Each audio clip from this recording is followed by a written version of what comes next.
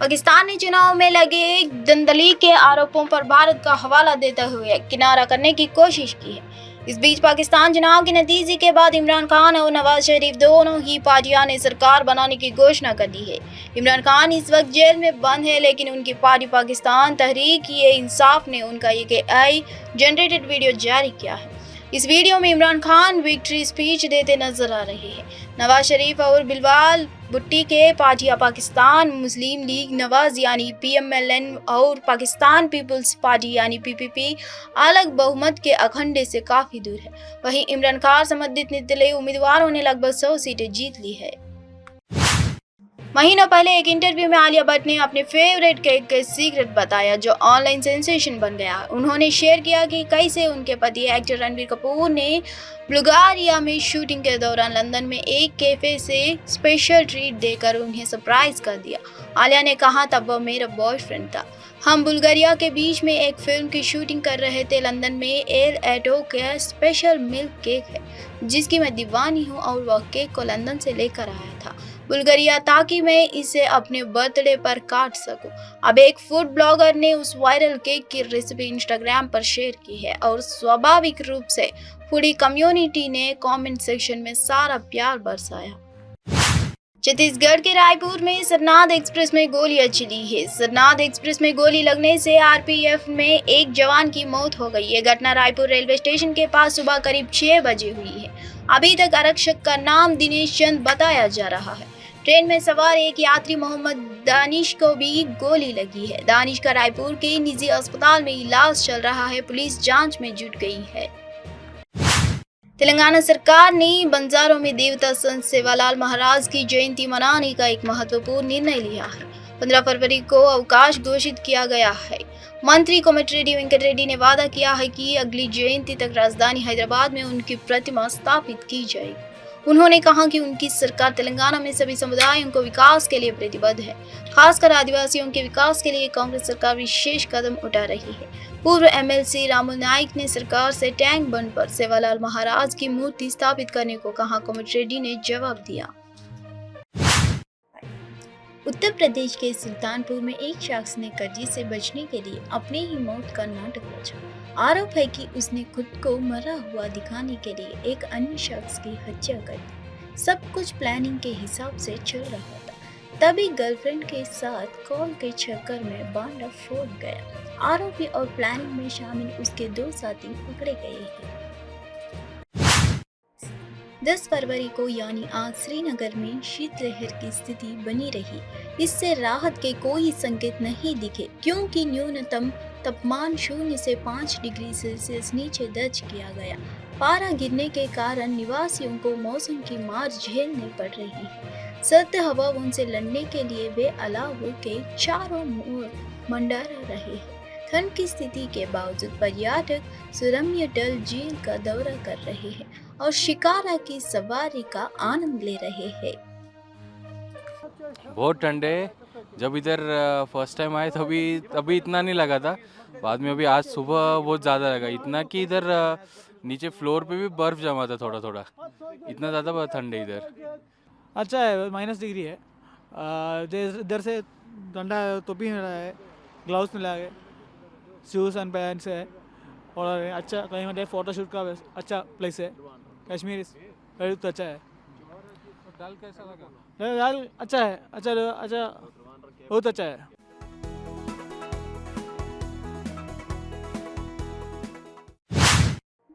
जम्मू कश्मीर के पुंछ जिले के लूरन गांव बर्फ से ढक गया है। लोग एक दूसरे पर बर्फ के गोले फेंककर ताजा बर्फबारी का आनंद लेते देखे गए।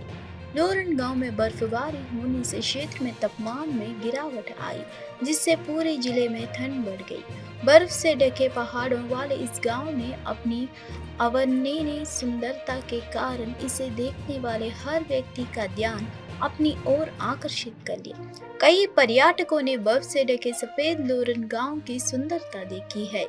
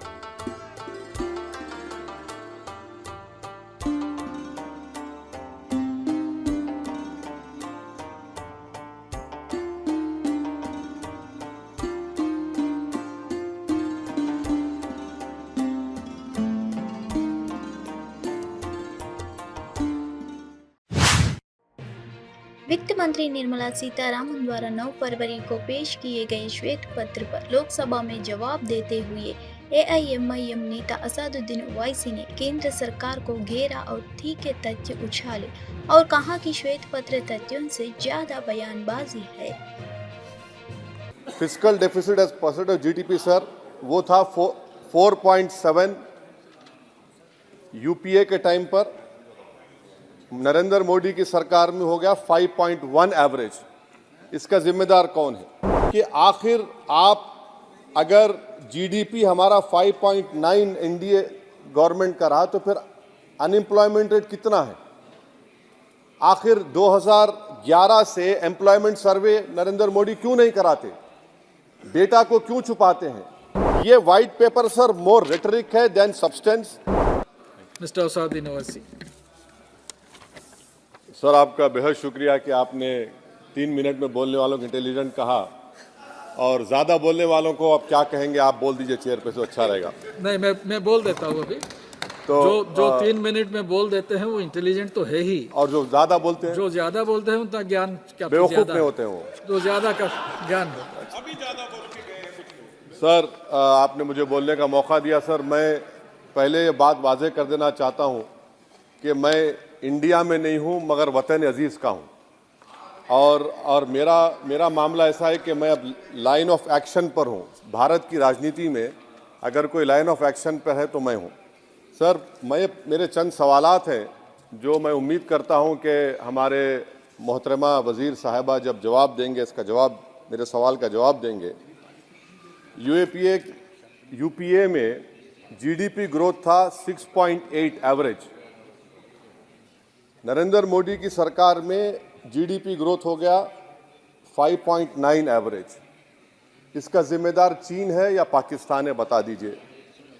Fiscal deficit as percentage of GDP, fiscal deficit as percent of GDP sir वो था 4.7 यूपीए के टाइम पर, नरेंद्र मोदी की सरकार में हो गया 5.1 एवरेज। इसका जिम्मेदार कौन है? हाँ, पाकिस्तान है। सही कह रहे हैं आप। मान लिया आपके अक्ल की तारीफ करता हूँ।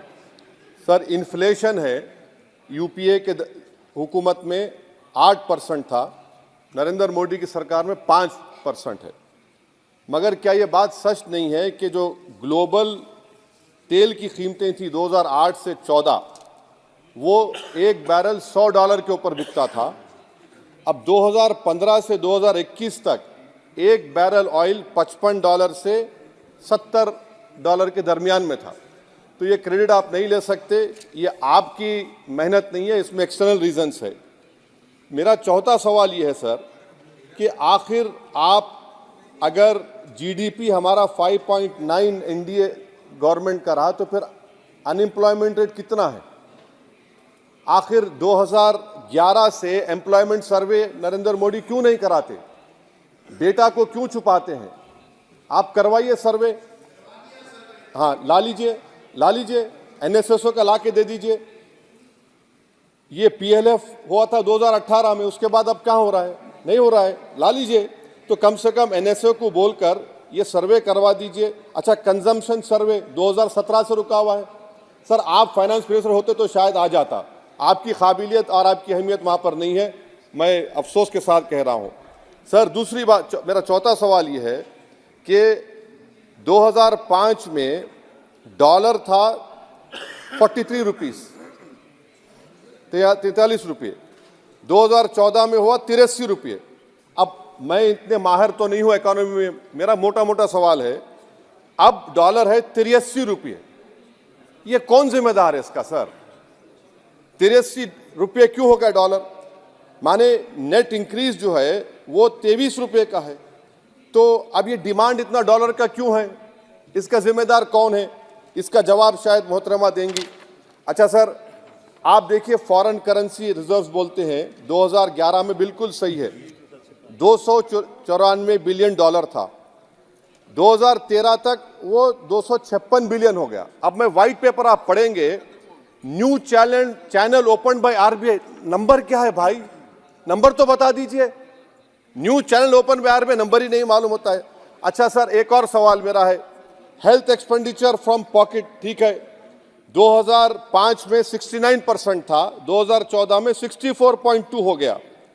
तो अब का नंबर क्या है बताइए ना, आपके दौर में क्या नंबर है? वो नंबर नहीं बता, मेडिकल कॉलेज खोल दिए, नंबर क्या है खर्चे का?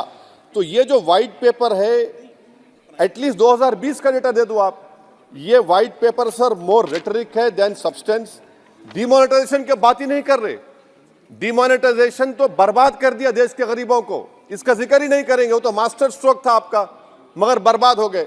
सर मैं कंक्लूजन में, क्योंकि आपने अक्लमंद कहा है मुझे कम टाइम में बोलने वालों को, तो मैं सरकार से आपके जरिए से मुतालबा करता हूं कि एक व्हाइट पेपर ये निकालिए कि 2014 में 1 लाख के मॉब लिंचिंग से 2024 तक कितने मुसलमानों का मॉब लिंचिंग हुआ, कितने घर बुलडोजर तोड़े गए।